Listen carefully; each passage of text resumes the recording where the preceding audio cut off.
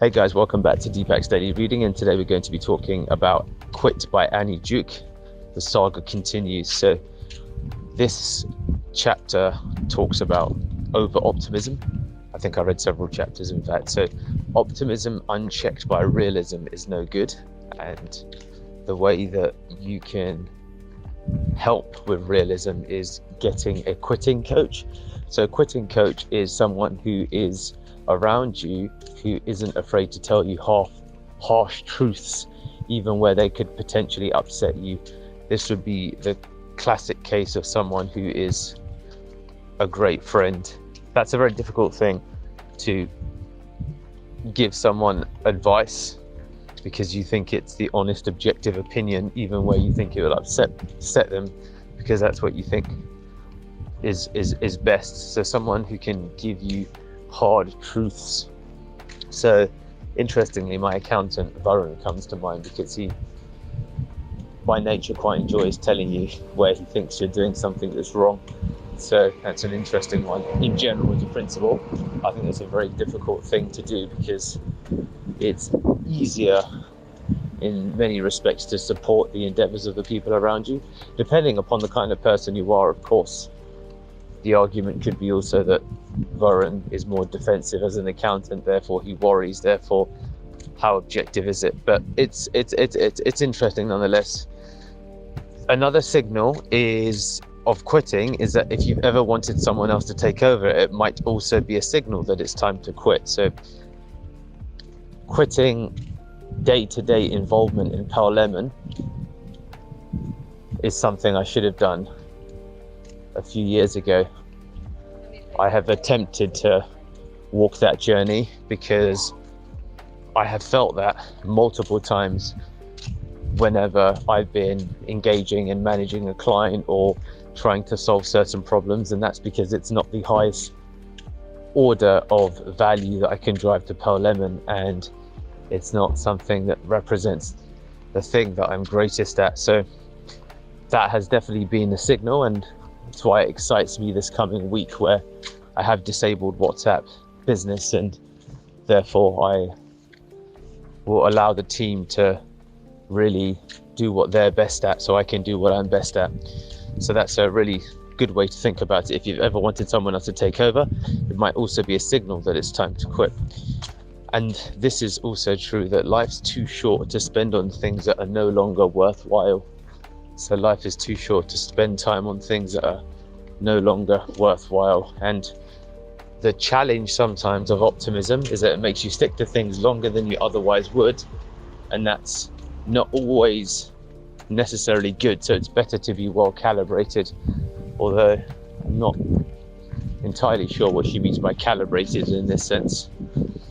Anyway, when someone's looking from the outside in, and that's the quitting coach, they can see things and they can see the situation better than you can. So that's almost like the principle of telescoping. I was talking to Ross yesterday, and he was talking about the book Extreme Ownership by Jocko Willink, and how he talks about that process, that the sniper has the scope and he can see a very fixed area, and that's different from the battleground SEAL, and that's very different from the commander, and that's different from the general, and that's different from the gunships in the air. They've all got different perspectives, and therefore they can see the whole scene in totality, and it's very powerful to be able to mentally try and put yourself into those different positions to understand what's really happening. So that's really useful. So when you do find a quitting coach, you need to actually have an agreement that they'll speak the absolute truth regardless of your feelings whenever you ask them, and there needs to be an agreement between you two that the person who's asking for the quitting coach, so if I ask Varun, I have to agree to not be angry with him, or if I am angry, contain my anger and not be defensive or attack him, as an example, because then it defeats the point of a quitting coach, because then also the quitting coach will choose not to lean into what they see as honesty for fear of your response, and that breaks down the whole honesty that will be present within that relationship. So it's quite an interesting thing. And it's true, it makes sense. If you really think, for example, someone's doing a stupid thing or a thing that's not going to help them, it's depending upon the relationship, it's very difficult to tell someone because you worry for their response, you worry how it will affect your relationship, and in the end it's easier to just not say anything at all. So I think that's something we're all guilty of, to be honest with you. And then there's this insight of how much time should you spend exploring the land for new value versus walking down a path that's providing some expected value.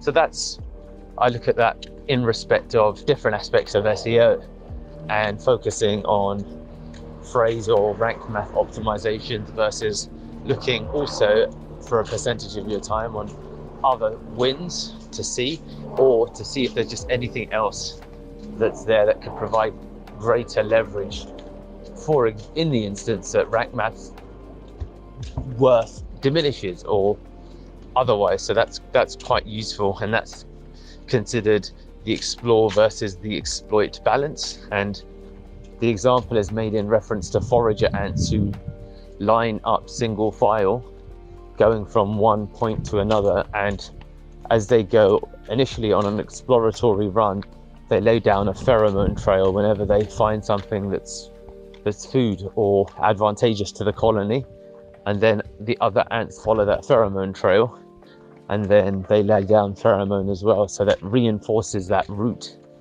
And you'll see them lining up single file, but then there'll always be a small proportion of ants who aren't part of that route, and it seems bizarre, but actually what they're doing is setting aside some element to continuously explore. And that's where having, well, what she's written is some percentage of the company, well, the way that I've contextualized this is that some percentage of the company resources should always be allocated to the non-stop exploring in case your current food source unexpectedly disappears. So this is the learning from the forager ants, and that sometimes plan B can actually be better than plan A, and you continuously search for a plan B for at least 10 to 20% of your time. And this is the whole work on the business instead of in the business, 30 to 60 minutes a day, because that's 1/8 to 1/16 of an 8-hour day. But then you might discover a alternate path to success that's much better than your current path. And if you always passively explore plan B, it can hold you in better stead. So that's the whole R&D thing, that's continuous innovation, that's always working on the business alongside in the business. So the idea with this also is that, and I think this relates to Win Bigly, I think it was, that I read by, I forget the name of the author, but build your portfolio of diverse skill sets as well as diverse opportunities, so it'll be easier for you to walk away from something because you already have something you're walking towards. So I don't know how much I agree with that concept entirely, but within the context of one area, it does make sense that if you're really skilled with, let's say, link building, it does pay to still be pretty good at producing content, because then you can still, if all things go wrong and link building breaks down because of your job, because of the industry, because of your lack of interest, you can fall back on having a talent with content writing.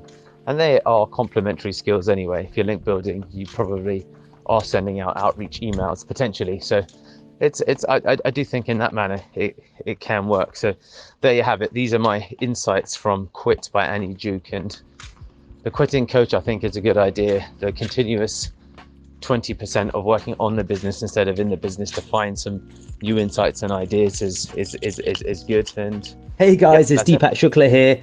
I am huge on listening to books on Audible. So if you're interested in getting all of the insights as I discover them through the course of all the books I read, please do comment, like, and of course subscribe so that you get notified every time we release a video. Thank you so much, and I hope to hear from you soon.